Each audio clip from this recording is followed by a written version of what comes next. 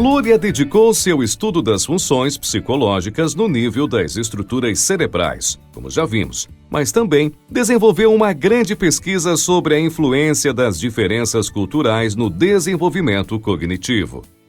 Nos anos de 1931 e 1932, Luria estudou um grande grupo de trabalhadores rurais em uma área remota da Ásia Central, o Uzbequistão e o Quirguistão.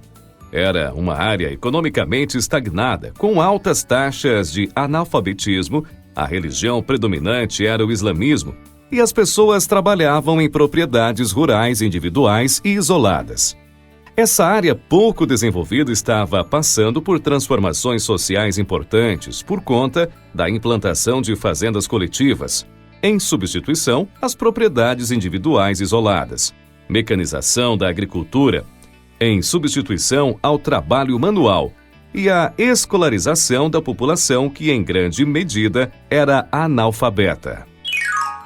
Luria percebeu uma grande oportunidade de estudar o que acontece com as funções psicológicas superiores das pessoas que experimentam esse tipo de transformação social. Ou seja, como a maneira de raciocinar dessas pessoas é afetada pela mudança na organização social e na cultura. A longa pesquisa realizou testes que incluíam tarefas de percepção, de abstração e generalização, de dedução e inferência, de solução de problemas matemáticos, de imaginação e de autoanálise. Foram analisados indivíduos escolarizados e não escolarizados, bem como indivíduos que trabalhavam nas propriedades individuais, outros que trabalhavam nas fazendas coletivas mecanizadas e ainda outros que estavam em processo de transição.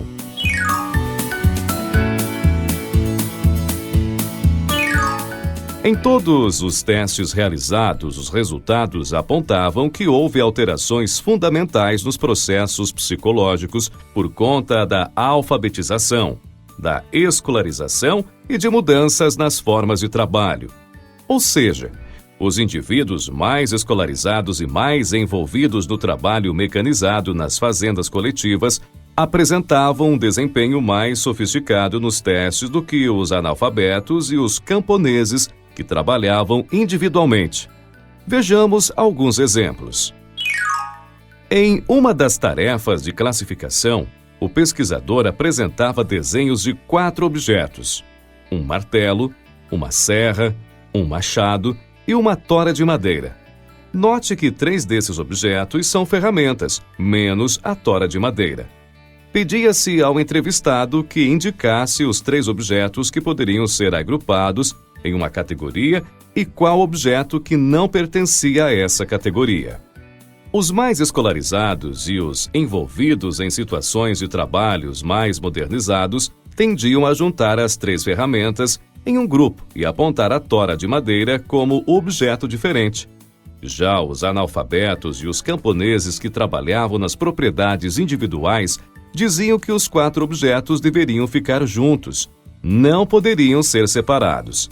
Eles entendiam que o serrote serra a tora, a machadinha corta a tora e que a tora é necessária para pregarmos alguma coisa com o martelo.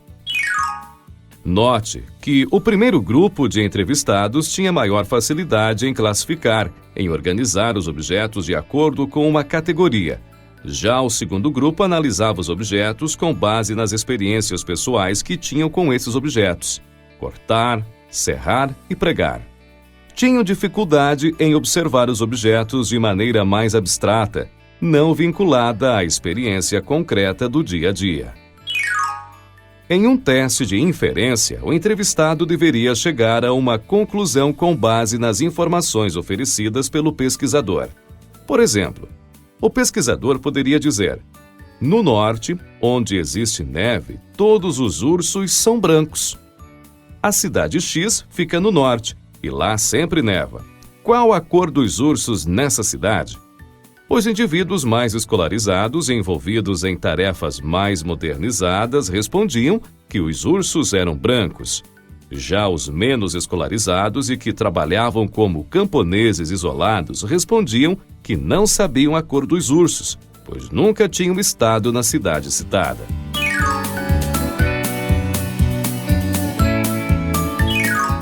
Lúria, após analisar os resultados obtidos por todos os sujeitos em todas as tarefas, identificou 2 modos básicos de pensamento: o modo gráfico-funcional e o modo categorial. O modo de pensamento gráfico-funcional era demonstrado pelos indivíduos com pouca ou nenhuma escolarização e que trabalhavam nas propriedades individuais. É um modo de pensar baseado na experiência pessoal, em contextos concretos e nas aparências das coisas.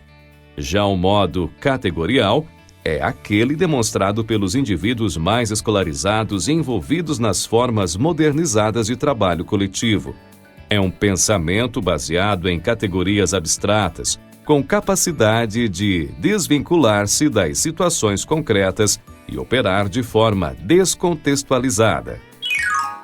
Vale a pena destacar situações intermediárias. Eram os indivíduos com pouca escolarização e que exerciam atividades profissionais de complexidade intermediária entre as antigas fazendas individuais e as formas mais modernas. Esses indivíduos apresentavam desempenho em transição nos testes da pesquisa de Lúria. Ora raciocinavam no modo gráfico-funcional, ora no modo categorial.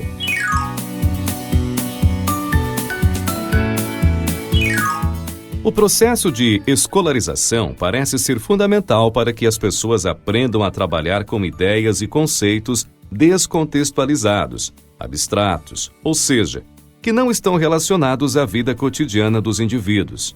A aprendizagem científica favorece a construção de um modo de pensar e organizar a realidade de maneira categorial.